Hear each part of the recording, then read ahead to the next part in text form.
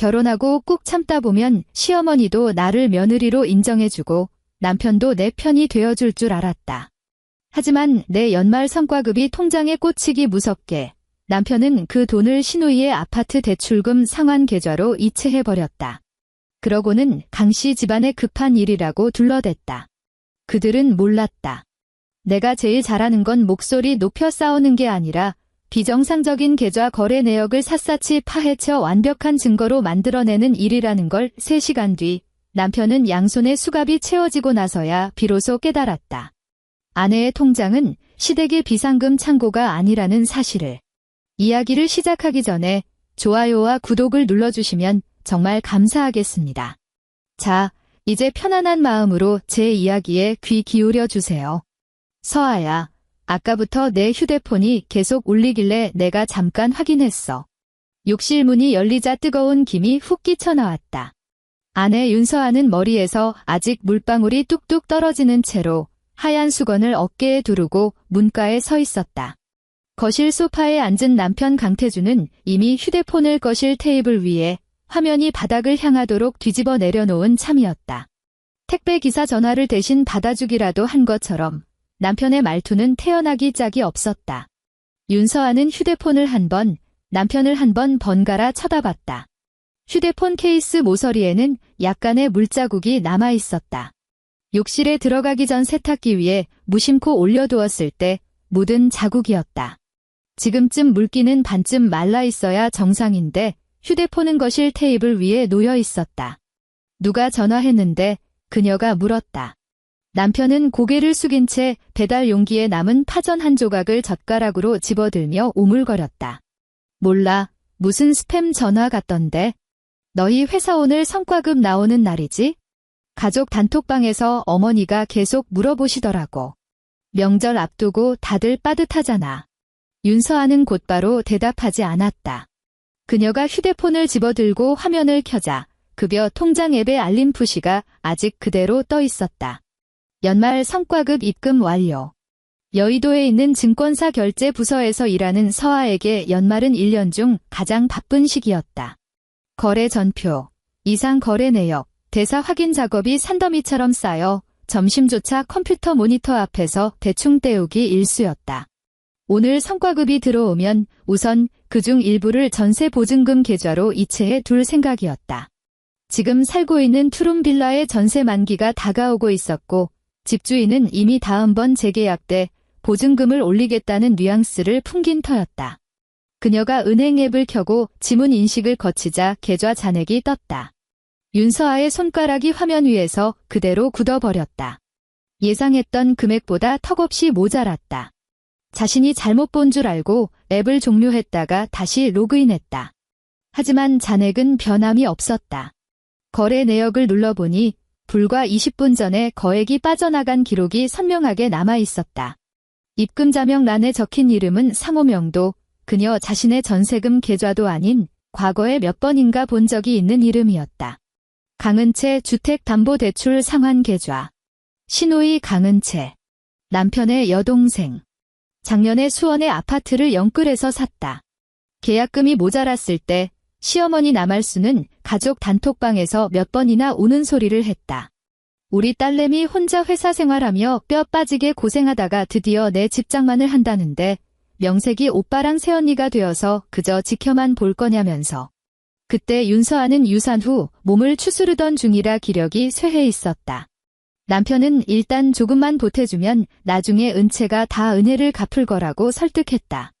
그 조금 보태준 돈은 나중에 명절 용돈, 이사 비용, 가전제품 잔금, 아파트 관리비로 끝도 없이 이어졌다.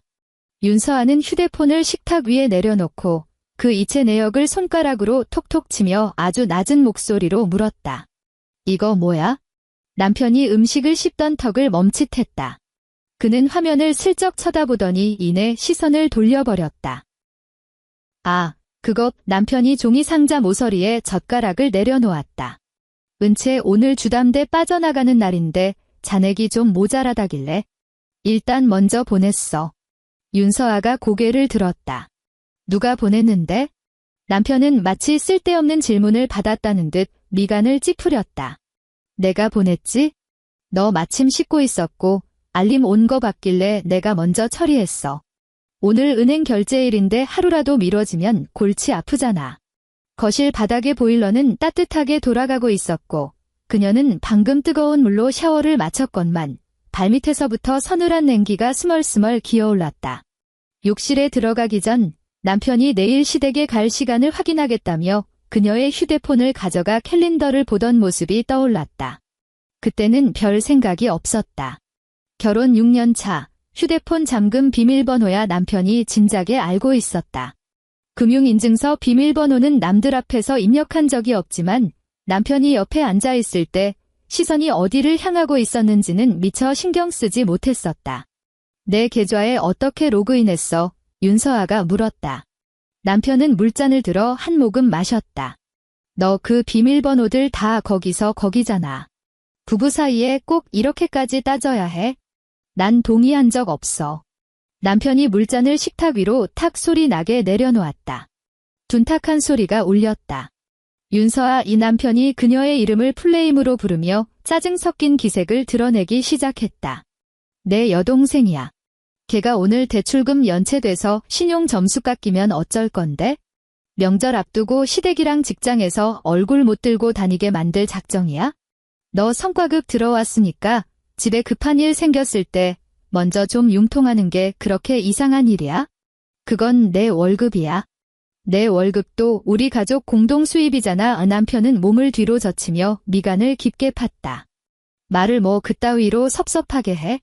내 돈 후 결혼해서까지 그렇게 선을 그으면 그게 식구냐?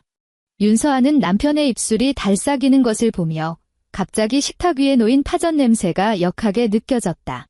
기름 냄새, 파 냄새, 눅눅해진 종이 상자 냄새가 한데 뒤엉켜 목구멍을 턱 막아오는 것 같았다.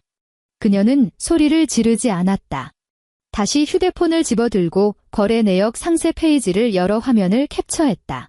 그리고 시간, 상대방 계좌번호, 이체 금액을 평소 가계부를 적는 엑셀 파일에 꼼꼼히 기록했다. 그 모습을 본 남편의 얼굴이 싸늘하게 굳었다. 너 지금 뭐 하는 거야? 기록하는 중이야. 뭘 기록해? 남편이 헛웃음을 쳤다. 내 눈엔 내가 남이냐? 지금 증거라도 남기겠다는 거야? 윤서아는 수건으로 머리끝에 물기를 닦아냈다. 물방울이 손등 위로 툭 떨어졌다. 그녀가 말했다. 오늘 당장 돈 다시 돌려놔. 남편은 그녀를 뚫어져라 노려보다가 몇 초 뒤 피식 웃었다. 은채 대출금 이미 다 빠져나갔을 텐데 어떻게 돌려놔? 억지 좀 부리지 마. 걔도 형편 좀 나아지면 알아서 갚을 거니까. 오늘 당장. 말귀를 못 알아들어 남편이 벌떡 일어서자 의자 다리가 바닥을 긁으며 쇳소리를 냈다.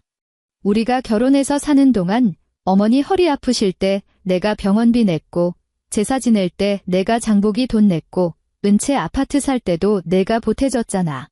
근데 이제 와서 갑자기 왜 이렇게 깐깐하게 구는 건데? 예전엔 너도 다 동의했으면서. 윤서아의 손가락이 휴대폰 화면 가장자리에서 멈칫했다. 예전. 그 두 글자가 마치 작은 모처럼 그녀가 애써 외면하고 싶었던 곳을 콱 찌르고 들어왔다. 결혼하고 2년 차 되던 해에 아이를 가졌었다. 하지만 12주 차에 유산하고 말았다. 경상도 고향에서 올라온 시어머니는 며느리 먹이겠다고 미역국을 끓이고 주방을 치우고 친척들과 통화하며 우리 서아 몸이 약해서 푹 쉬어야 한다고 말했었다. 남편도 그 시기에는 매일같이 일찍 퇴근해 그녀를 부축하고 병원 진료를 다녔다. 그녀는 자신이 그들의 돌봄에 빚을 졌다고, 아니, 그렇게 믿으며 살아왔다. 나중에 시어머니가 허리 디스크로 치료를 받아야 했을 때 남편은 말했다. 너 몸조리할 때 어머니가 그렇게 정성껏 돌봐주시지 않았냐고. 시누이가 이사할 때 돈이 모자라다고 했을 때 남편은 말했다. 은채도 너 아플 때 몇 번이나 병문안 오지 않았냐고. 매번 아주 큰 액수는 아니었기에 그녀는 돈 문제로 집안 분위기를 험악하게 만들지 말자고 스스로를 다독였었다. 증권사 결제 시스템에서는 아무리 작은 이상 거래라도 반드시 마킹해야 한다. 하지만 집 안에서만큼은 그녀는 그 이상한 거래들을 하나하나 인지상정이라는 이름으로 뭉뚱그려 왔다. 휴대폰이 지잉 울렸다. 가족 단톡방에 시어머니의 메시지가 올라왔다. 시어머니 남할순의 메시지였다. 서아야, 은채 오늘 주담대 빠져나가는 날이다. 너 성과급 들어왔지? 일단 오빠더러 먼저 좀 보태라고 했다. 명절 앞두고 우리 딸 신용불량자 만들면 쓰겠니?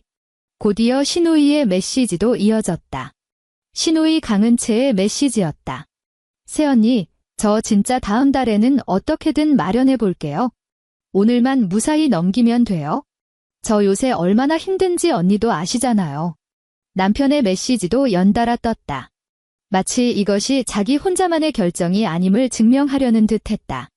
남편 강태준의 메시지였다. 내가 이미 알아서 처리했어요. 서아가 좀 언짢은 것 같은데 어머니가 말씀 좀 해주세요. 윤서아는 식탁 옆에 선 채로 있었다. 젖은 머리카락에서 흘러내린 물방울이 잠옷깃으로 뚝뚝 떨어졌다. 그녀는 단톡방에 아무런 답장도 하지 않았다. 시어머니가 곧바로 음성 메시지를 보냈다. 남편이 손을 뻗어 그녀의 휴대폰을 가로채려 했다. 어머니 다급해지셨나 보다. 내가 통화할게. 윤서아는 몸을 틀어 남편의 손을 피했다. 그녀가 음성 메시지를 재생하자 스피커 너머로 어르신들 특유의 퉁명스럽고 지시적인 목소리가 흘러나왔다. 서아야. 돈이라는 게 집안 식구끼리 융통 좀 할 수도 있는 거지. 너 증권사 다닌다면서 신용 점수 깎이는 게 얼마나 무서운지 모르는 것도 아닐 테고.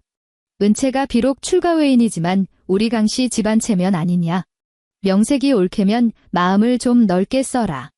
명절 앞두고 집안 시끄럽게 만들지 말고. 음성 메시지가 끝나고 거실에는 잠시 무거운 정적이 흘렀다. 남편이 양손을 쫙 펴 보였다. 거봐. 어머니도 저렇게 말씀하시잖아.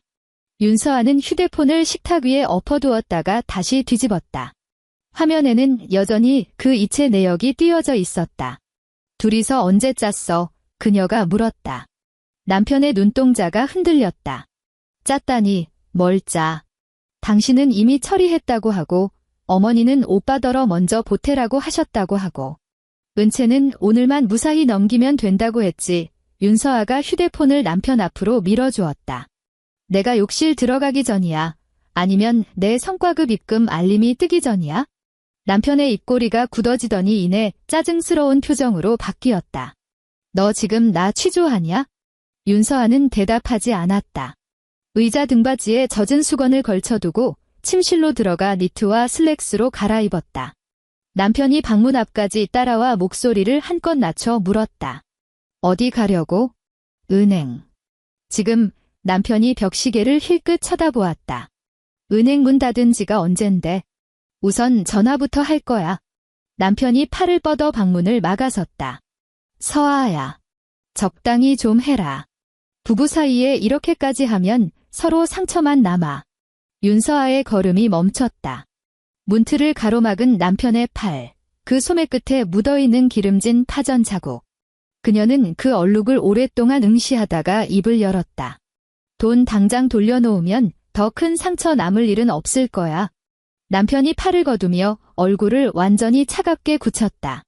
너 역시 그 돈들 마음에 담아두고 있었구나. 어머니 말씀이 틀린 게 하나도 없어. 친정에서 시댁에 어떻게 해야 하는지 안 가르치리? 그 말이 떨어지는 순간 윤서아의 엄지손가락은 휴대폰 측면 버튼을 꾹 누르고 있었다. 화면이 꺼졌다가 다시 켜졌다. 그녀는 예전처럼 일찍 돌아가신 부모님 핑계를 대며 변명하지도 돕기 싫은 게 아니라 방식이 잘못되었다고 구구절절 해명하지도 않았다. 그저 묵묵히 외투를 집어들고 현관 센서 등을 켰을 뿐이다. 아파트 현관의 센서 등이 하얗게 켜지며 신발장 주변의 먼지 한 톨 없는 바닥을 비췄다. 그녀가 허리를 굽혀 구두를 신는 동안 거실에 선 남편의 목소리가 등 뒤로 날아와 꽂혔다. 거기서 한 발짝이라도 나가면 내일 어머니 얼굴 어떻게 보려고 그러는지 두고 볼 테니까. 윤서아가 도어록 버튼을 누르자 경쾌한 알림음이 울렸다. 그녀는 현관문을 밀고 나섰고 단 한 번도 뒤돌아보지 않았다. 복도는 집 안보다 훨씬 추웠다. 엘리베이터 층수가 한 칸 한 칸 위로 올라가는 동안 그녀는 거울에 비친 자신의 모습을 바라보았다. 덜 마른 머리카락, 옷깃에 남은 물자국. 하지만 그녀의 손은 휴대폰을 꽉 움켜쥐고 있었다. 그녀는 주거래 은행 지점 번호로 전화를 걸었다. 이 시간 되면 당연히 영업점 직원은 퇴근했겠지만 급여 통장을 관리하는 고객센터에는 아직 당직자가 남아 있었다. 시스템 안내 멘트가 꼬리를 물고 이어지는 동안 그녀는 음성 안내에 따라 전자금융사고 상담 부서로 연결을 시도했다. 대기하는 틈틈이 이체 내역 캡처본을 자신의 개인 이메일로 전송하고 가족 단톡방을 열어 시어머니와 시누이가 남긴 음성 메시지와 텍스트를 하나하나 백업해 두었다. 가계부를 쓰며 지출 내역을 정리하는 건 처음이 아니었다. 하지만 이런 식으로 가족이 남긴 말들을 캡처해 두는 건 처음이었다. 다음 날 아침, 윤서아는 회사에 출근하지 않았다. 팀장에게 계좌에 이상 거래가 발생해 은행에 다녀와야 한다며 오전 반차를 냈다. 수화기 너머로 잠시 침묵하던 팀장은 짧게 대답했다. 증빙 서류 필요하면 오후에 제출해요. 결제 쪽은 내가 먼저 보고 있을 테니까. 그녀가 은행 영업점에 도착했을 때는 막 셔터가 올라간 참이었다. 겨울의 옅은 햇살이 유리문을 비스듬히 비추고 있었고 대기석에는 이미 어르신 몇 분이 앉아 있었다. 번호표를 뽑고 자리에 앉은 지 2분도 채 되지 않아 창구 안쪽에서 낯익은 직원이 걸어 나오는 것이 보였다. 은행 직원 송지원은 30대 중반으로 평소 윤서아의 급여 통장과 전세 보증금 계좌 업무를 전담하던 사람이었다.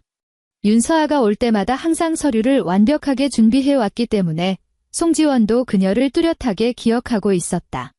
윤 고객님, 송지원이 그녀의 안색을 살피며 목소리를 낮췄다. 전화로 말씀하신 전자금융사고건 어제 발생한 그 이체 내역 맞으신가요? 윤서아가 휴대폰을 내밀었다.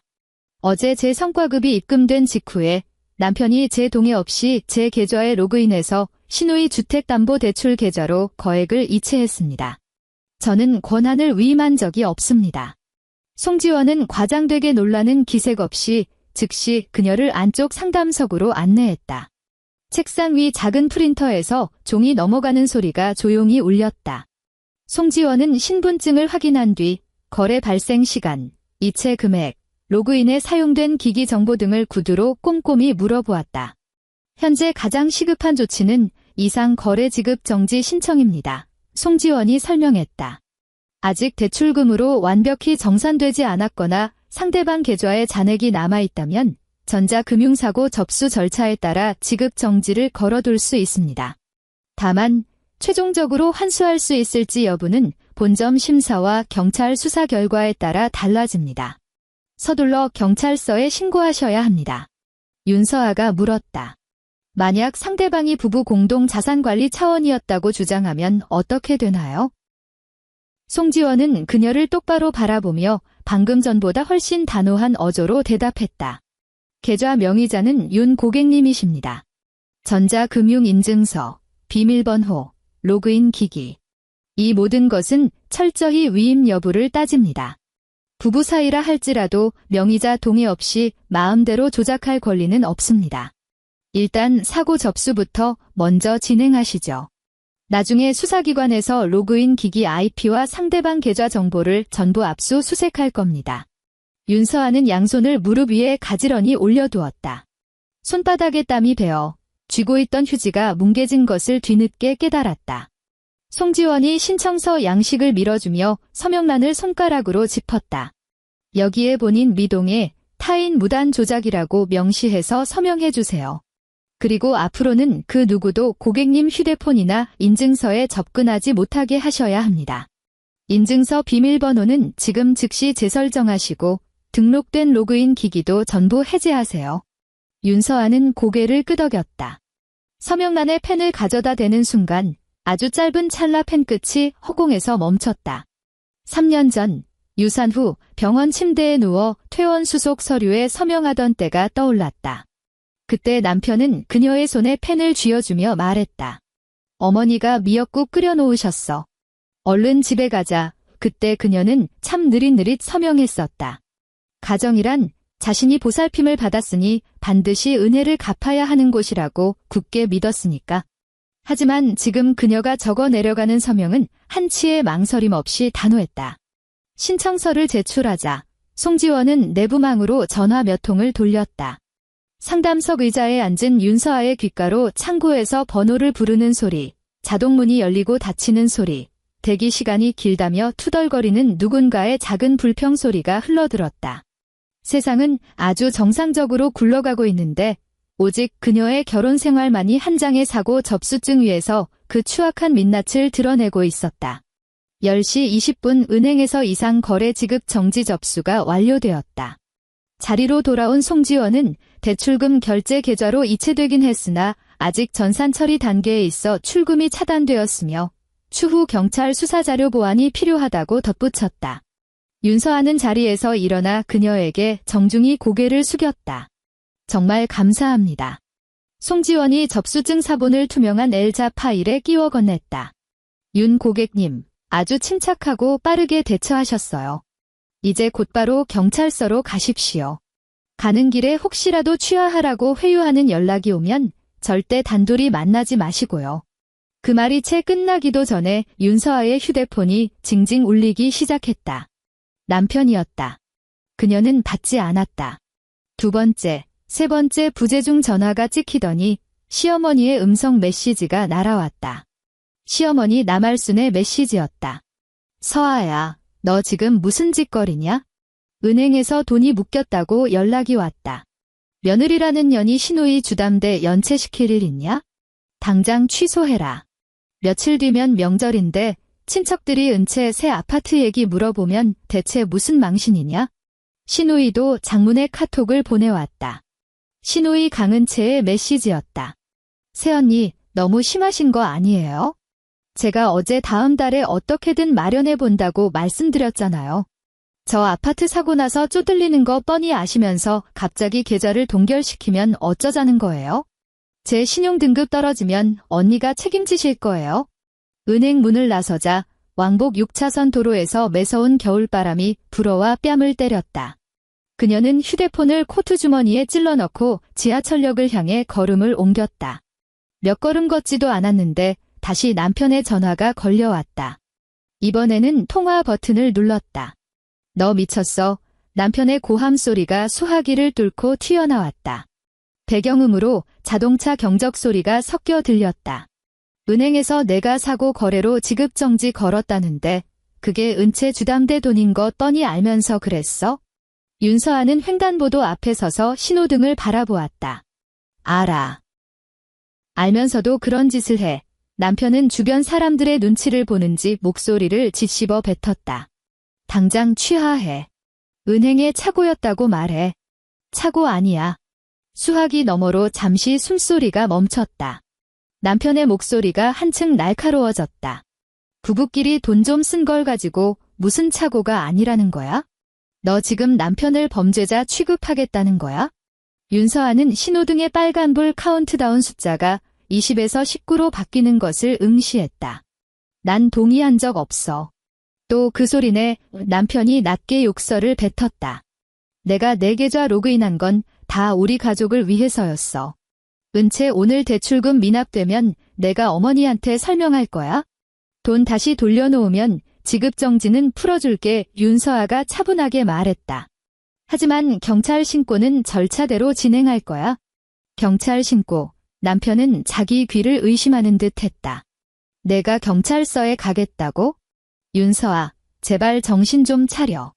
부부끼리 계좌 이체한 걸 경찰이 수사나 해줄 것 같아. 가서 남편이 여동생 주담대 갚아주느라 돈 좀 썼다고 말해봐라. 경찰이 누굴 비웃겠나. 초록불이 켜졌다. 사람들이 우르르 앞으로 걸음을 옮겼고 윤서아도 그 무리에 섞여 걸었다. 구두 굽이 횡단보도의 하얀 페인트 선을 밟을 때마다 규칙적이고 가벼운 마찰음이 났다. 그럼 경찰이 판단하게 놔두면 되겠네. 그녀는 전화를 끊어버렸다. 수원 남부경찰서는 시누이의 아파트 대출은행에서 그리 멀지 않았다. 윤서아는 먼저 자신의 거주지 관할 지구대에 들렀다. 당직 경찰관은 사건 정황을 듣고 은행 사고 접수증과 거래 내역서를 훑어본 뒤 기초 진술을 확보하고 관할 수사부서로 인계해 주었다. TV 드라마에서처럼 책상을 쾅 치자마자 곧바로 범인을 잡으러 출동하는 극적인 전개는 없었다. 그녀는 딱딱한 플라스틱 의자에 앉아 어제 일어난 시간의 흐름을 몇 번이나 반복해서 진술해야 했다. 성과급이 입금된 시간. 그녀가 욕실에 들어간 시간. 남편이 그녀의 휴대폰을 쥐고 있었던 시간. 실제 이체가 발생한 시간. 돈이 빠져나간 상대방 계좌 정보. 가족 단톡방에서 대출금 상환을 압박하던 대화 내용. 시어머니와 시누이의 반응. 그리고 오늘 오전에 발급받은 은행의 지급 정지 접수증까지. 세 번째 반복해서 진술할 무렵 윤서아의 목은 쩍쩍 갈라져 있었다. 경찰관이 종이컵에 담긴 생수를 건넸다. 그녀가 받아든 물은 너무 차가웠고 종이컵 가장자리는 조금 허물어져 있었다. 그녀는 다 마시지 않고 내려놓았다. 정오 무렵 수원 남부경찰서 수사과 형사로부터 연락이 왔다. 보충 조사를 위해 서류를 지참해 출석하라는 요구와 함께 은행 측을 통해 로그인 기기 IP, 인증서 접속 기록, 그리고 상대방 계좌의 실제 자금 흐름을 압수수색 영장으로 확인하겠다는 통보가 전해졌다. 윤서아는 서류가 담긴 L자 파일을 가슴에 꼭 품은 채 수원행 지하철에 올랐다. 전동차 안에는 쇼핑백을 든 노인도 있었고 학원이 끝난 학생들도 섞여 있었다. 그녀의 휴대폰은 끊임없이 진동했지만 그녀는 화면을 확인만 할 뿐 답장하지 않았다. 가족 단톡방에서 시어머니의 어조는 명령에서 책망으로, 다시 책망에서 감성파리로 시시각각 변하고 있었다. 시어머니 남알순의 메시지였다. 서아야, 엄마가 은채만 편애해서 이러는 거 아니다. 여자애 혼자 몸으로 아파트 사는 게 어디 쉬운 일인 줄 아느냐? 넌 번듯한 회사 다니고 매년 성과급도 나오잖니. 은채는 이번에 신용불량자 되면 평생 주홍 글씨 남는 거다. 너 예전엔 안 이랬잖아. 너 유산하고 몸조리 할 때 우리 식구들이 너 어떻게 돌봐줬는지 벌써 다 잊은 거냐? 이 일 밖으로 새 나가게 하지 마라. 친척들 귀에 들어가면 우리 강씨 집안 얼굴에 똥칠하는 거다. 일단 취하부터 하고 집에 와서 조용히 대화로 풀자꾸나. 시누이 강은채의 메시지였다. 오빠가 새언니도 동의할 거라고 해서 돈 받은 거예요. 근데 이제 와서 언니가 이러시면 저 진짜 상처받아요. 새언니, 가족끼린 어려울 때 서로 돕고 사는 거라고 입버릇처럼 말씀하셨잖아요. 남편 강태준의 메시지도 이어졌다. 단톡방에 답장하지 마. 너 지금 어디야? 위치 찍어 보내. 당장 만나서 얘기해. 윤서아는 이 모든 메시지를 빠짐없이 캡처해 클라우드로 내보냈다. 그녀의 손놀림은 회사에서 이상 거래 전표를 처리할 때처럼 기계적이고 능숙했다. 원본 기록 보존, 타임스탬프 확인, 상대방 진술 확보, 연관 계좌 대조. 작업이 반복될수록 그녀의 호흡은 오히려 더 차분하게 가라앉았다. 경찰서 근처 편의점에서 참치마요 삼각김밥을 하나 샀지만 포장을 뜯고 두 입 베어 물었을 뿐이었다. 검은색 휴대폰 화면 위로 핏기 없이 창백해진 자신의 입술이 비쳤다. 그녀는 휴지로 손끝에 묻은 김가루를 대충 닦아내고 집 컴퓨터와 동기화되어 있는 클라우드 엑셀 파일 앱을 열었다. 지난 3년간의 시댁 관련 지출 내역은 이미 엑셀표로 꼼꼼하게 정리되어 있었다. 명절마다 꼬박꼬박 챙겨드린 양가 용돈의 확연한 차이. 시어머니 허리디스크 도수 치료 비급여 청구서. 시누이가 첫 전셋집을 구할 때 급하게 융통해줬던 목돈들. 그리고 그녀가 유산 후 친정엄마도 없이 홀로 몸조리하던 시기, 남편이 시어머니 보약값, 병원 간병인 비용, 교통비 명목으로 그녀의 통장에서 야금야금 빼갔던 돈의 기록까지. 예전에는 그 엑셀 비고란에 어머니 치료비, 은채 급전, 생활비 보태기라고 적었었다. 하지만 지금 그녀는 새로운 열을 하나 추가해 이렇게 타이핑했다. 남편의 무단 이체, 시어머니의 압박, 시누이의 부당이득. 그녀는 사실을 부풀리지 않았다. 엑셀의 모든 행에는 정확한 메시지 캡처본이나 이체 영수증 원본이 매칭되어 있었다. 텍스트 증거가 없는 항목은 아예 비워두었다. 그 여백조차도 완전한 진실의 일부였다. 오후 1시 30분 윤서아는 수원 남부경찰서 수사과 진술 녹화실에 앉아 조서를 꾸미고 있었다. 담당 형사는 40대 초반으로 추정되었으며 말의 속도가 느릿했고 서류를 넘길 때마다 볼펜 끝으로 종이 여백을 톡톡 치는 버릇이 있었다. 남편분께서 윤서아 씨의 금융인증서 비밀번호를 알고 계셨습니까? 형사가 물었다. 윤서아가 허리를 꼿꼿하게 세우고 대답했다. 제가 직접 알려준 적은 단 한 번도 없습니다. 아마 제가 입력할 때 몰래 어깨너머로 훔쳐봤을 겁니다. 저는 남편에게 제 계좌 접근 권한을 위임한 적이 결코 없습니다. 이체가 발생할 당시 휴대폰은 누구 손에 있었습니까? 제가 욕실에 들어가기 전에는 세탁기 위에 있었습니다. 남편이 내일 시댁 방문 일정을 캘린더로 확인해야 한다며 제 휴대폰을 가져갔습니다. 이체가 발생한 시각, 저는 샤워 중이었습니다. 이체된 상대방 계좌가 신우이 강은채 씨의 개인 통장이 맞습니까? 윤서아가 L자 파일을 앞으로 밀어주었다. 은행 창구 직원에게 1차로 확인한 결과 아파트 대출 원리금 상환 전용 계좌로 지정되어 있었습니다. 정확한 자금 용도는 해당 은행 대출 담당 직원을 통해 압수수색 영장으로 확인하셔야 할 겁니다. 형사가 고개를 끄덕이며 그녀가 제출한 단톡방 캡처본을 유심히 살폈다. 이 부분을 보시죠. 시어머니께서 이체 전후로 대출금 출금일을 강조하셨군요. 신우이는 오늘만 무사히 넘기면 된다고 했고요. 남편분은 내가 이미 알아서 처리했다고 단톡방에 못을 박았습니다. 이 텍스트 원본들은 절대로 지우지 말고 그대로 보관하십시오. 윤서아가 대답했다. 이미 안전한 클라우드에 3중으로 백업해 두었습니다. 형사가 서류에서 눈을 떼고 그녀를 빤히 바라보았다. 그녀의 대답이 마치 잘 준비된 주주총회 감사보고 같아서였는지 형사의 어조가 조금 부드러워졌다. 일단 저희가 영장을 발부받아 은행 쪽에 접속 IP와 자금 흐름을 조회할 겁니다. 남편분은 부부 공동 자산관리 차원이라며 범행을 부인할 가능성이 큽니다. 하지만 무단 접속 여부, 사전동의 부재, 이체 금액의 규모 등을 종합적으로 판단해 전자금융거래법 위반이나 횡령 등의 혐의가 성립될지 법리 검토를 거쳐야 합니다. 알고 있습니다. 윤서아는 서류철 위에 손을 가지런히 모았다. 저는 그저 법과 절차에 따라 철저하게 수사해 주시기를 바랄 뿐입니다. 그녀가 조사를 마치고 진술 녹화실을 나섰을 때 형사과 대기실 한가운데 남편이 서 있었다. 남편은 평소 출근할 때 입는 짙은 색 코트 차림이었는데 넥타이는 삐딱하게 돌아가 있었고 안색은 잿빛으로 질려 있었다. 그 옆에는 패딩 지퍼도 제대로 채우지 못한 신우이가 은행 로고가 찍힌 서류 봉투를 쥔 채 초조하게 서 있었다. 두 사람은 대출 은행 창구에서 실랑이를 벌이다 급하게 이곳으로 달려온 것이 틀림없었다. 남편은 윤서아를 발견하자마자 성큼성큼 다가왔다. 너 기어이 경찰서까지 와서 이러기야? 대기실에는 다른 민원인들도 여럿 있었다. 남편은 목소리를 최대한 억누르고 있었지만 내뱉는 단어마다 억눌린 분노가 뚝뚝 묻어났다. 윤서아는 출입문 옆에 우뚝 선 채 한 발짝도 물러서지 않았다. 여기엔 웬일이야? 신우이가 먼저 끼어들며 날카로운 목소리를 냈다. 새언니, 은행에서 그러는데 언니가 사고 계좌로 지급 정지를 묶어버려서 오늘 제 주담대 원리금 이체가 튕겼대요. 대체 저한테 왜 이러시는 거예요? 저 진짜 언니 때문에 신용불량자 되게 생겼다고요. 윤서아가 차가운 눈빛으로 신우이를 응시했다. 그 돈, 내 동의 없이 빼간 거니까.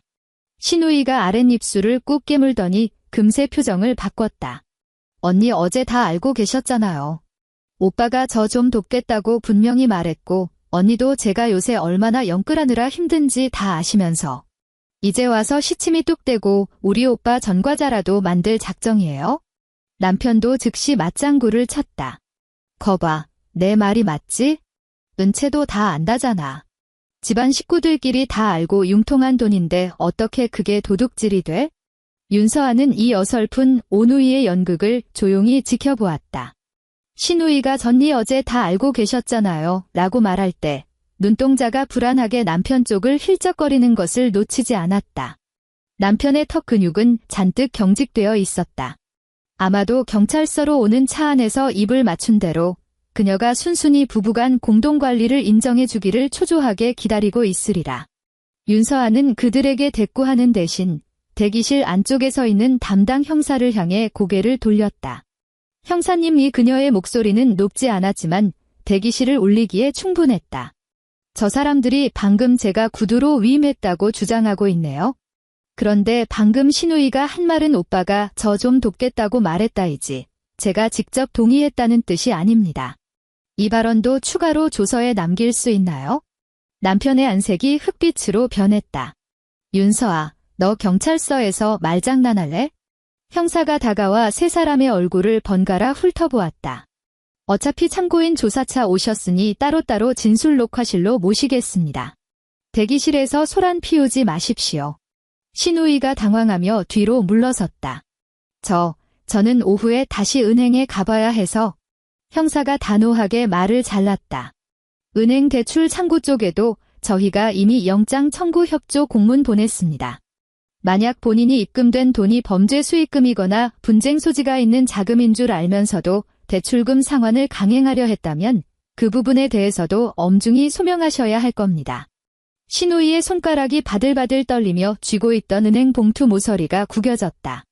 하지만 남편은 아직도 사태의 심각성을 파악하지 못한 듯했다. 그는 윤서아의 팔목을 낚아채려 했지만 그녀가 반보 뒤로 물러서는 바람에 손이 허공을 갈랐다. 남편의 얼굴에 모멸감이 스쳤다.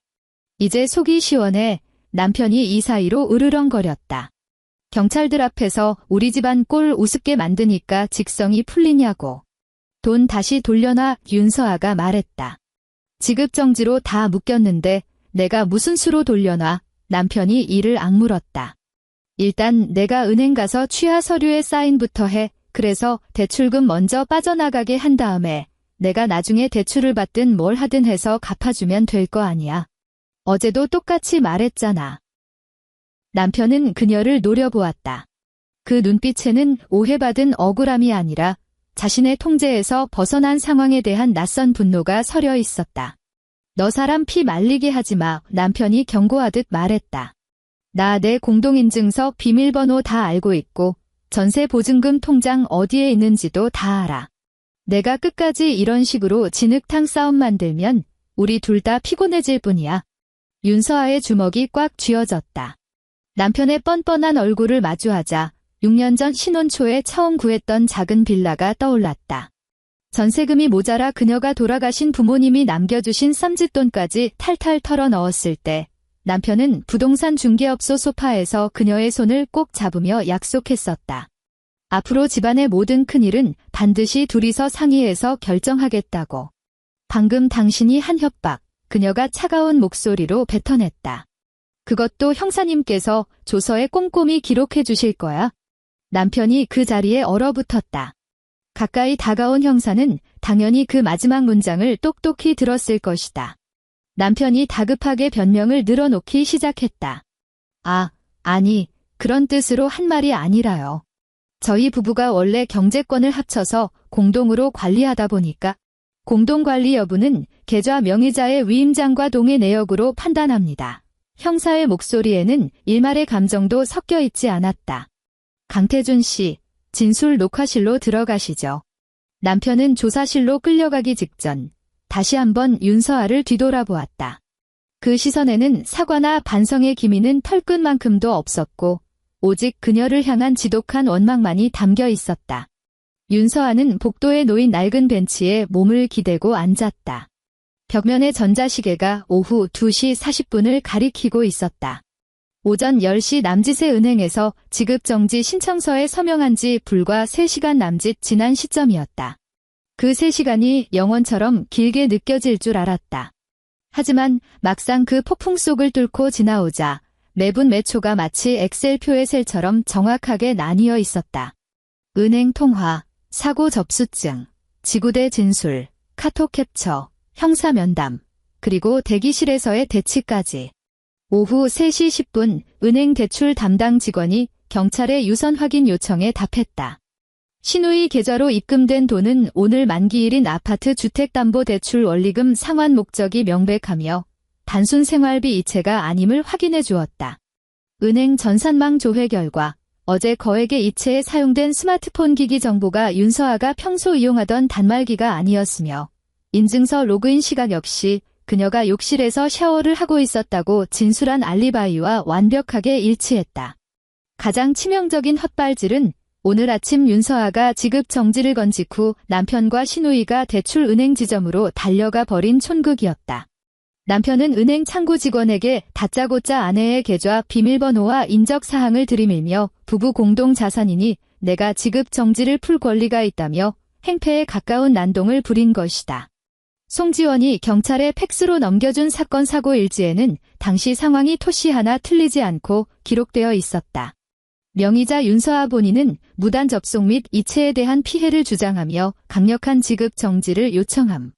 반면 배우자 강태주는 명의자 위임장 없이 가족 관계라는 이유만으로 지급 정지 해제 및 자금 출금을 강요함. 이 모든 것은 윤서아가 남편 몰래 캐낸 비밀스러운 증거가 아니었다. 은행 창구 CCTV, 경찰서 진술 녹화실, 그리고 단톡방에 남겨진 활자들이 스스로 만들어낸 완벽한 자백이었다. 남편이 앵무새처럼 떠들어대던 집안 식구끼리의 자금 융통이라는 변명은 이미 종이장처럼 너덜너덜해져 있었다. 오후 4시 시누이가 조사실에서 진술을 번복했다. 처음에 시누이는 이렇게 우겼다. 새언니가 구두로 다 허락했어요. 형사가 날카롭게 파고들었다. 언제, 어디서, 어떤 방식으로 동의했습니까? 시누이는 양손을 꼼지락거리며 시선을 바닥으로 깔았다. 그러니까 예전에 커피 마시면서 얘기할 때 제가 요새 영끌에서 대출이자 내기 힘들다는 걸 새언니도 알고 있었거든요. 형사가 펜대를 굴리며 물었다. 그럼 어제 돈이 이체되기 직전에 윤서아 씨가 본인의 성과급으로 강은채 씨의 주담대 원금을 갚아주겠다고 명시적으로 동의한 사실이 있습니까? 시누이는 한참 동안 꿀먹은 벙어리처럼 입을 다물고 있다가 기어들어가는 목소리로 변명했다. 오빠가 새언니한테 말하면 다 이해해 줄 거라고 했어요. 그럼 강은채 씨는 윤서아 씨 본인이 직접 이체 버튼을 누른 게 아니라는 걸 알고 있었단 뜻이네요. 시누이가 화들짝 놀라 고개를 쳐들더니 문 쪽을 힐끗거리다 다시 고개를 푹 숙였다. 저는 오빠가 알아서 부부끼리 잘 해결한 줄 알았죠. 형사가 조서 페이지를 한 장 넘겼다. 강은채 씨가 단톡방에 오늘만 무사히 넘기면 된다고 카톡을 보낸 시각이 돈이 입금된 직후입니다. 이미 올케 계좌에서 돈이 불법으로 빠져나온 걸 인지하고 있었던 거 아닙니까? 시누이의 입술이 파르르 떨리더니 마침내 무너져 내렸다. 오빠가 자기가 이미 다 손써 놨다고 했단 말이에요. 그 문장은 조서 위로 깃털처럼 가볍게 떨어졌지만 오누이가 경찰서에 오기 전 미리 입을 맞췄다는 명백한 정황 증거가 되어버렸다. 시어머니는 끝내 경찰서의 모습을 드러내지 않았지만 가족 단톡방에는 끊임없이 메시지가 폭탄처럼 쏟아지고 있었다. 시어머니 남알순의 메시지였다. 태준아, 경찰한테 똑바로 설명해라. 원래 부부 돈은 한 주머니에서 나오는 거다. 서아 너도 자꾸 동의 안 했다고 우기지 마라. 어제 우리가 다 같이 은채 주담대부터 막자고 얘기 끝난 거 아니냐. 서아야, 시어미가 이렇게 사정하마. 취하해라. 내가 기어이 태준이한테 전과자 딱지를 붙여버리면 우리 은채는 어쩌고 우리 강씨 집안 꼴은 어떻게 되느냐? 너 앞으로 이 집안 며느리로 평생 안 살 작정이냐? 너 유산했을 때 누가 미역국 끓여서 떠먹여줬는데? 사람이 짐승이 아닌 이상 이렇게 안면 몰수하고 은혜를 원수로 갚는 거 아니다. 형사는 그녀가 들이민 스마트폰 화면을 묵묵히 스크롤하더니 시어머니의 감정적 협박에 대해서는 일절 코멘트하지 않고 딱 한마디만 물었다. 이 메시지들 전부 오늘 수사 진행 중에 실시간으로 받은 게 맞습니까? 윤서아가 고개를 끄덕였다. 네, 맞습니다. 전부 캡처해서 원본 그대로 제출하십시오. 형사가 말했다. 이 자료들이 가족들이 범행 사실을 사전에 인지하고 있었으며 사후에 고소 취하를 조직적으로 종용하고 협박했다는 아주 훌륭한 증거가 될 겁니다. 해 진력이 되어서야 남편이 조사실에서 터덜터덜 걸어 나왔다. 양옆에는 2명의 형사가 밀착해서 걷고 있었다. 넥타이는 흉하게 풀어헤쳐져 있었고 분노로 이글거리던 두 눈은 이제 잿빛 공포로 푹 꺼져 있었다. 윤서아 남편이 그녀를 부르는 목소리는 오전에 비해 형편없이 쪼그라들어 있었다. 너 진짜 끝까지 이럴 거야? 윤서아는 벤치에서 일어났다. 하지만 단 한 걸음도 그에게 다가가지 않았다. 남편은 그녀의 품에 안긴 엘자 파일을 힐끗거리더니 갑자기 다급하게 말을 쏟아냈다. 내가 다 인정할게. 사전에 허락 안 받고 내 인증서 쓴 건 100번 내 잘못이야. 근데 내 여동생 살리려고 그런 거잖아. 내가 그 돈 훔쳐서 도박을 한 것도 아니고 빼돌려서 유흥비로 쓴 것도 아니잖아. 경찰한테 제발 오해였다고 취하해줘. 그 돈은 내가 노가다를 뛰어서라도 꼭 갚을게. 일단 집에 가서 다시 얘기하자. 오늘 사건이 터진 이후 그가 처음으로 내뱉은 은의 잘못이라는 단어였다. 하지만 그것은 진심 어린 뉘우침이 아니라 전자금융거래법 위반이라는 죄목 앞에서 덜미를 잡힌 자의 알량한 변명에 불과했다. 윤서아가 차갑게 물었다. 언제부터 내 인증서 비밀번호 몰래 훔쳐보고 있었어? 남편의 표정이 뻣뻣하게 굳었다. 몇 걸음 떨어져 있던 신우이는 눈시울이 시뻘겋게 부어올랐지만 차마 끼어들 엄두도 내지 못하고 있었다. 그녀의 주담대 원리금은 끝내 출금되지 못했고 은행 대출센터에서는 연체 독촉 전화가 울려대기 시작했다. 그녀는 방금 전까지 구석에서 시어머니와 통화하며 엉엉소리 내어 울고 있었다. 남편은 윤서아의 서늘한 시선을 피하며 웅얼거렸다. 지금 이 상황에서 그딴 게 뭐가 그렇게 중요해? 중요해. 윤서아가 못을 박듯 말했다. 내 통장이 언제부터 내 통장이 아니었는지 알아야겠으니까. 남편의 목을대가 크게 출렁였지만 끝내 아무런 변명도 내뱉지 못했다.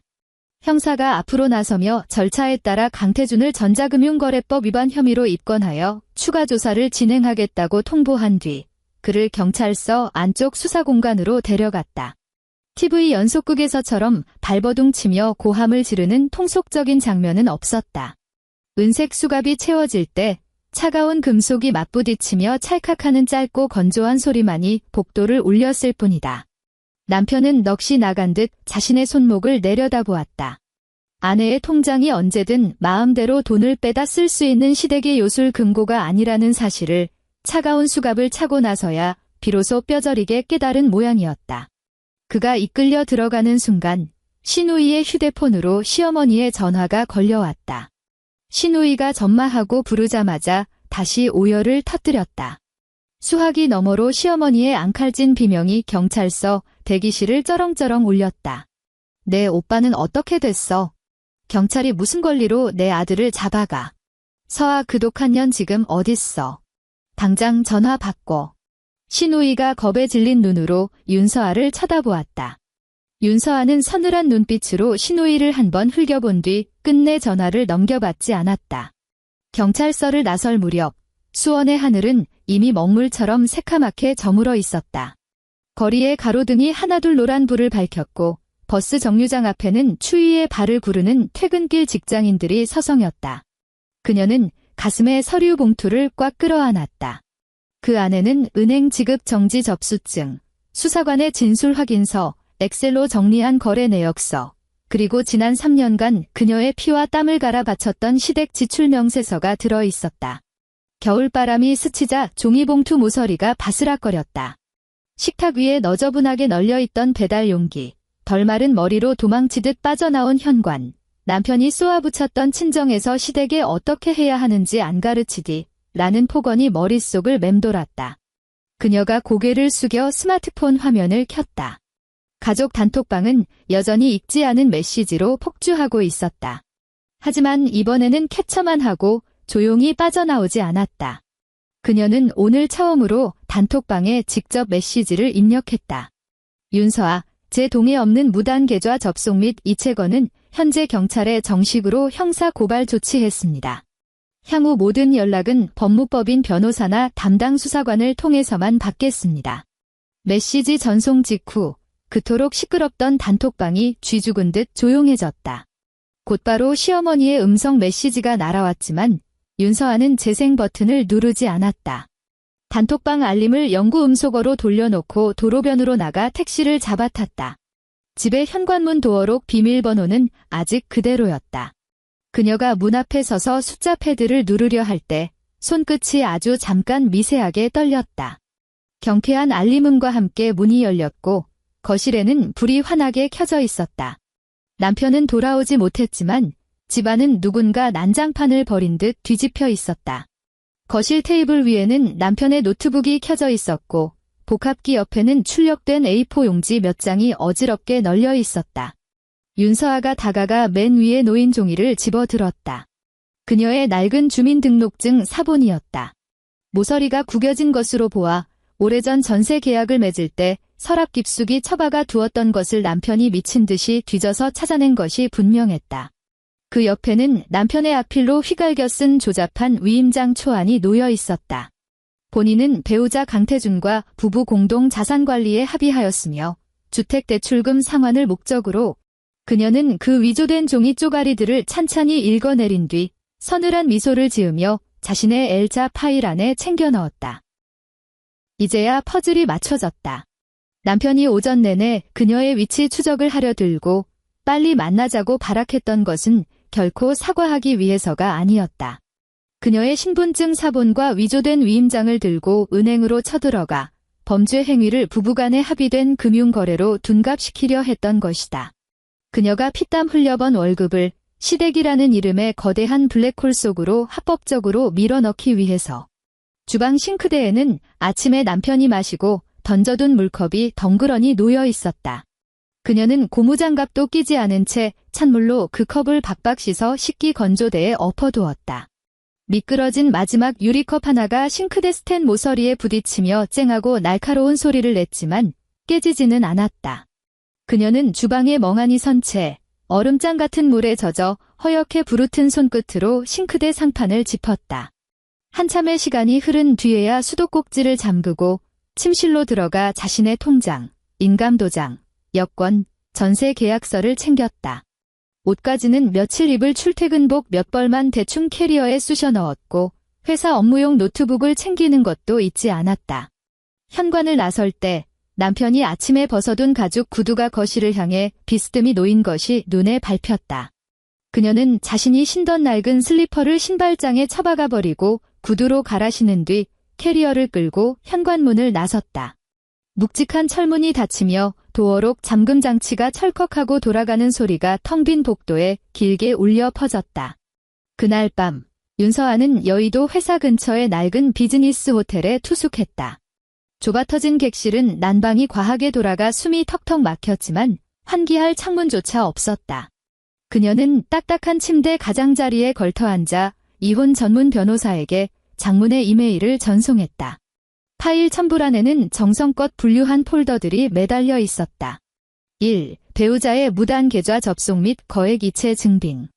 2. 해당 은행 지급 정지 신청 및 사고 접수 확인서. 3. 경찰서 형사 고발 접수증 및 진술 확보 내역. 4. 가족 단톡방 내 장기간의 정서적 학대 및 조직적 은폐 시도 기록. 5. 최근 3년간 시댁 관련 부당 지출 및 착취 명세서. 이메일 전송 버튼을 누른 뒤 휴대폰을 협탁 위에 올려두었다. 화면이 꺼지기 무섭게 다시 불이 켜지며 진동이 울렸다. 시어머니였다. 그녀는 전원 버튼을 꾹 눌러 휴대폰을 아예 꺼버렸다. 다음 날 아침, 변호사로부터 회신 전화가 걸려왔다. 목소리는 군더더기 없이 건조하고 명확했다.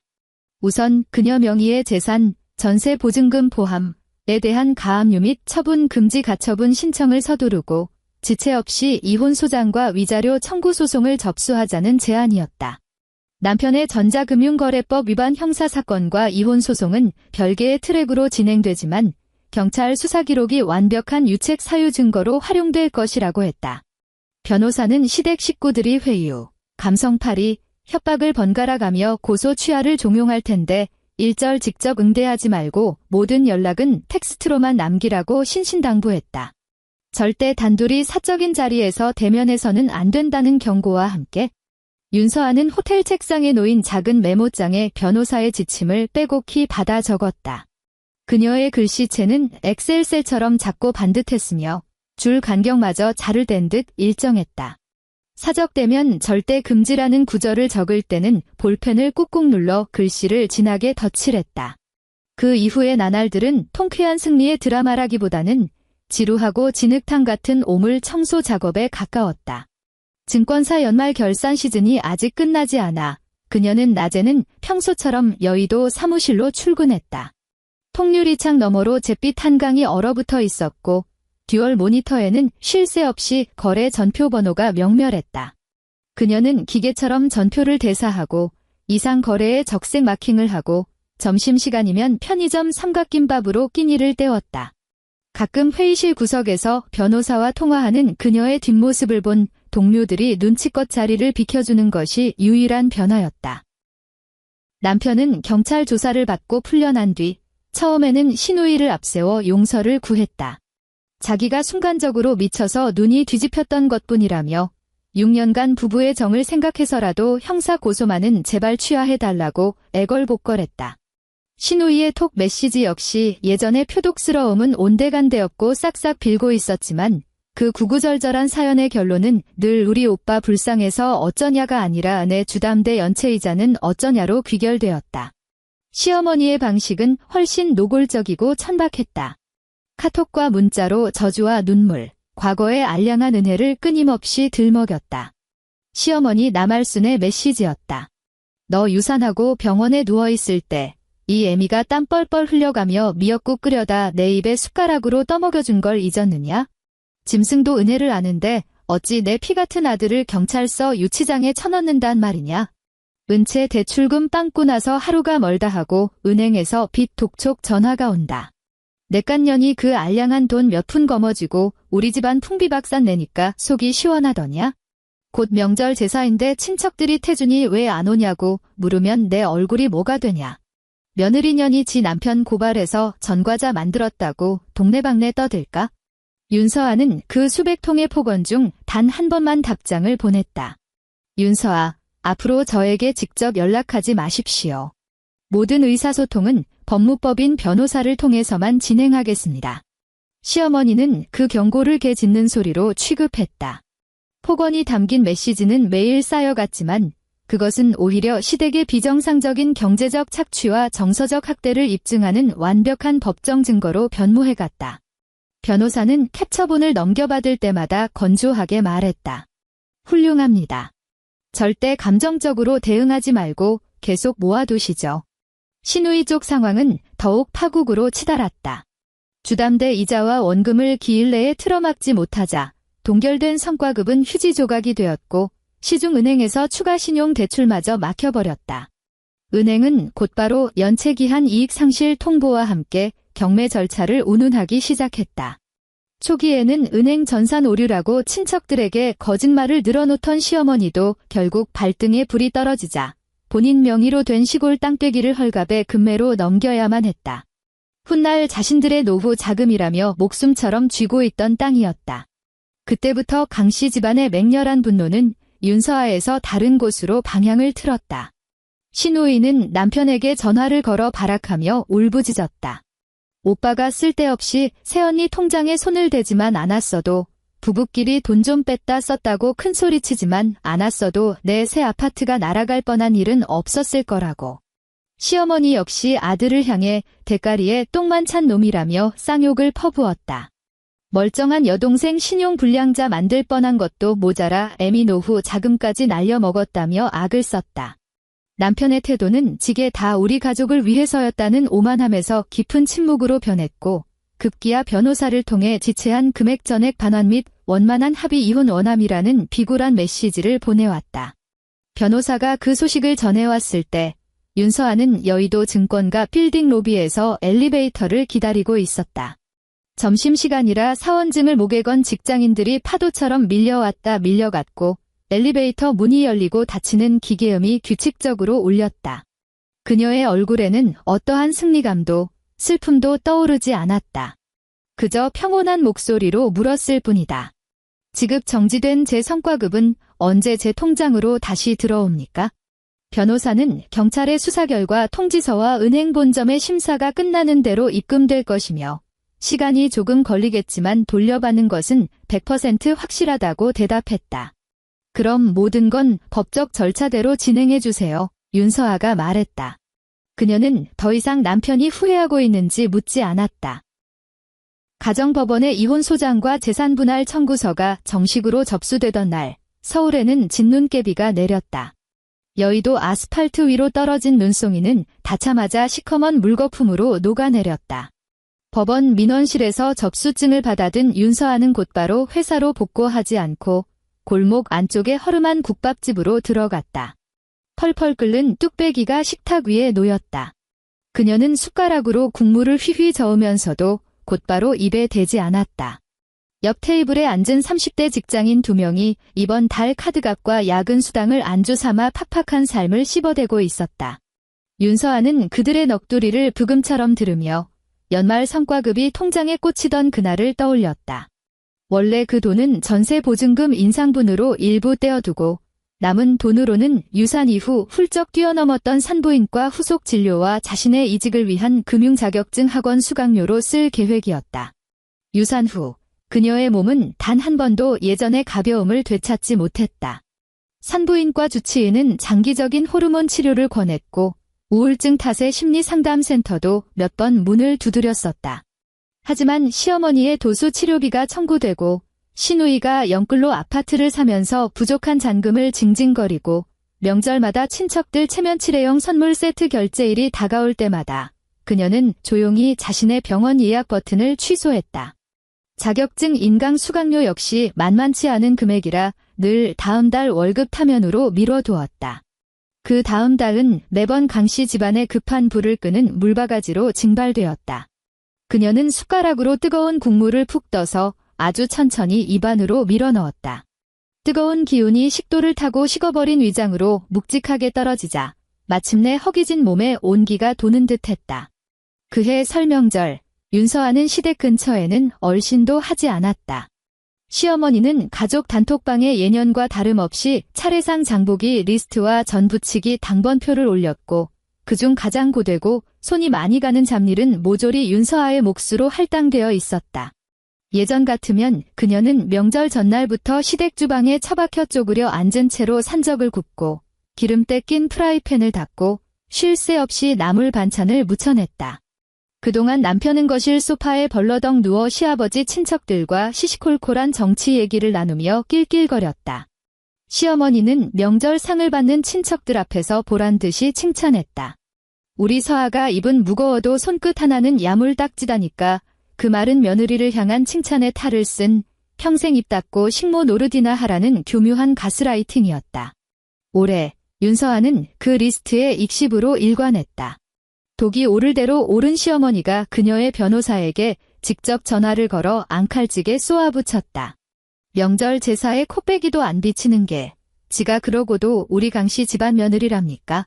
그 황당한 전원을 변호사로부터 전달받았을 때 윤서아는 마포구 공덕동 근처의 원룸 전세를 알아보고 있었다. 증권사 건물에서 마을버스로 새 정거장 거리인 그 방은 비록 좁았지만 남향 창문 앞에는 책상을 놓을 수 있는 작은 공간이 있었다. 부동산 중개인은 전세 보증금이 주변 시세보다 약간 비싸며 매달 관리비도 무시 못할 수준이라고 귀띔했다. 윤서아는 싱크대 수압을 확인하고 화장실 타일의 곰팡이를 점검하고 이중창의 채광을 살핀 뒤 전세권 설정 등기 가능 여부를 깐깐하게 따져 물었다. 수화기 너머로 변호사가 물었다.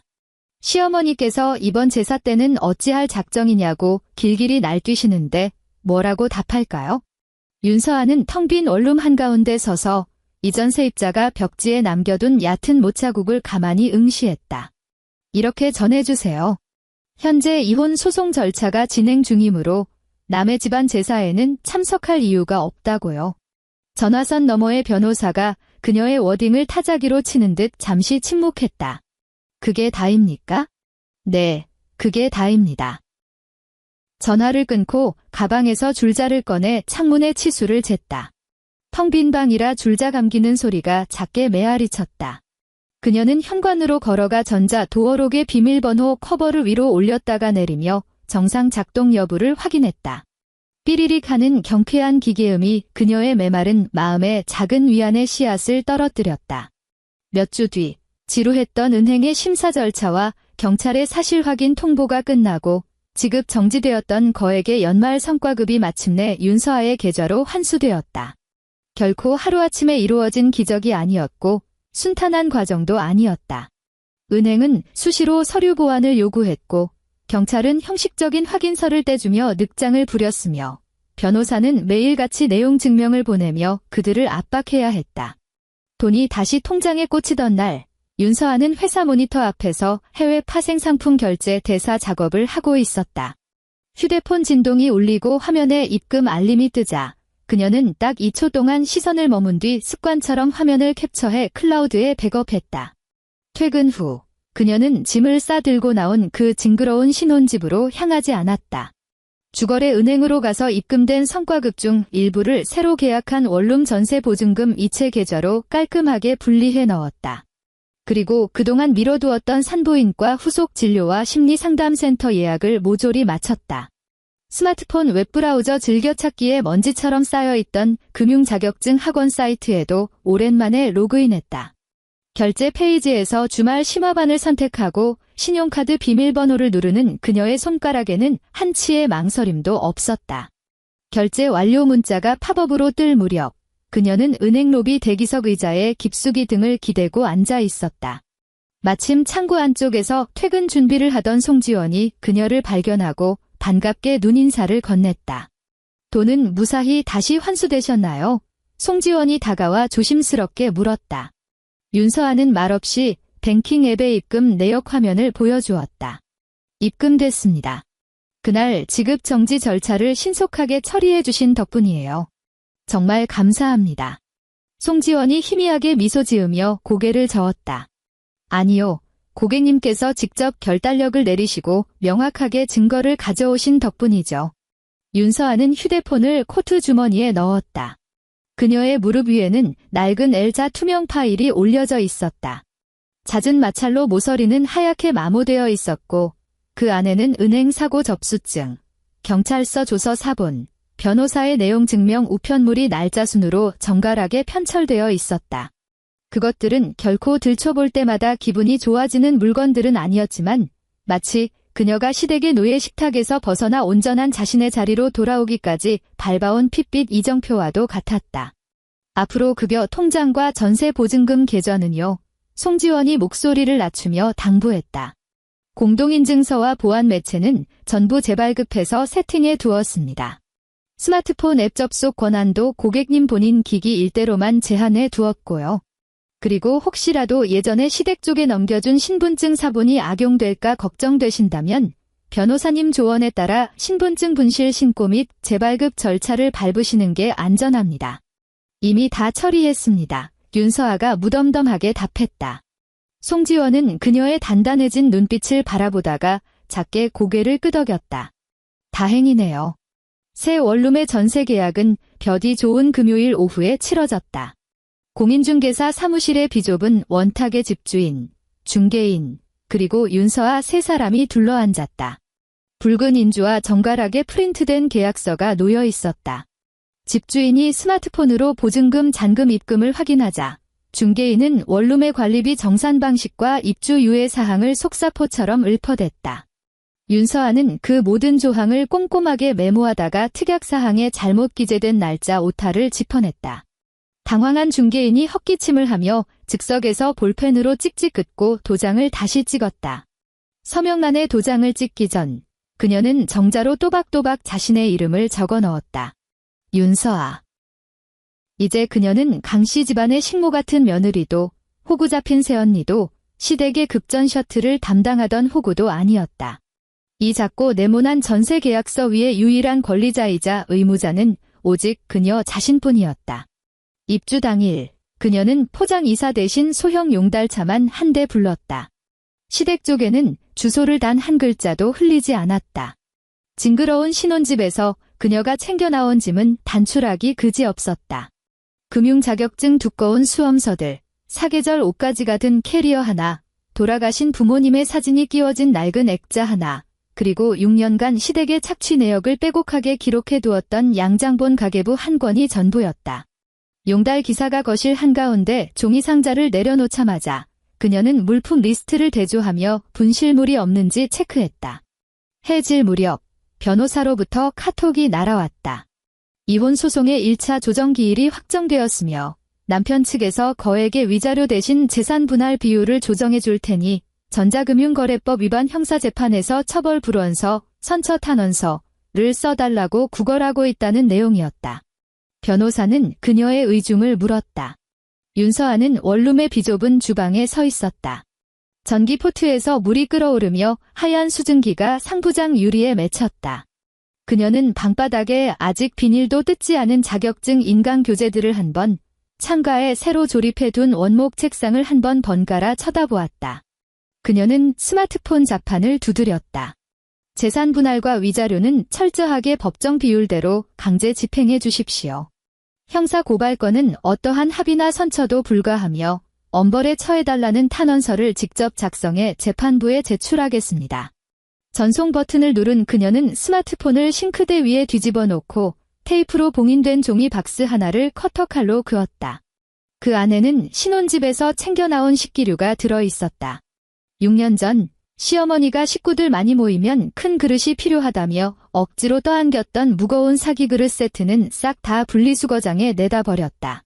박스 안에는 오직 그녀가 밥 먹을 때 쓰던 하얀색 밥그릇 하나와 가벼운 티스푼 하나만이 덩그러니 놓여 있었다. 그녀는 그 하얀 밥그릇을 뽀득뽀득 소리가 나게 씻은 뒤 찬장 맨 아래 칸에 넣었다가 다시 꺼냈다. 자신의 팔을 쭉 뻗었을 때 가장 편안하게 닿는 눈높이 정중앙의 선반으로 자리를 옮겼다. 다음 날 이른 아침, 윤서아는 새로 구한 원룸에서 첫 출근을 나섰다. 코트를 챙겨 입기 전 다이어리 맨 뒷장에 산부인과 후속 진료 예약증과 자격증 학원 등록 영수증을 클립으로 단단히 끼워 넣었다. 원룸 현관에는 더 이상 아무렇게나 벗어 던진 남편의 구두도 없었고 명절 때마다 시어머니가 억지로 들려보내던 정체불명의 나물 보따리도 없었다. 묵직한 철문을 닫고 도어록의 외출 버튼을 누르자 비리릭 하는 맑은 알림음이 짧게 울렸다. 원룸 건물 1층 공동 현관을 빠져나올 때쯤 코트 주머니 속 휴대폰이 웅 하고 진동했다. 지긋지긋한 시댁 단톡방의 알림이 아니라 주거래 은행의 앱 알림이었다. 전세 보증금 계좌이자 입금 완료. 비록 커피 한 잔 값도 안 되는 소액이었지만 윤서아는 지하철역으로 향하던 걸음을 멈추고 엑셀 가계부 앱을 열어 그 작은 금액을 정성스레 타이핑했다. 비고란을 입력하려다 잠시 허공을 응시하던 그녀는 단 4글자만 깔끔하게 적어 넣었다. 내 통장. 입력을 마친 그녀는 스마트폰을 가방 깊숙이 찔러 넣고 꼿꼿한 자세로 지하철역을 향해 걸어갔다. 매서운 겨울 추위가 가시지 않은 아스팔트 위에는 살얼음이 얇게 깔려 있었고 그녀의 굽낮은 구두가 그 위를 밟고 지나갈 때마다 사각사각 경쾌하고 단단하게 부서지는 소리가 아침 공기를 갈랐다. 엔드.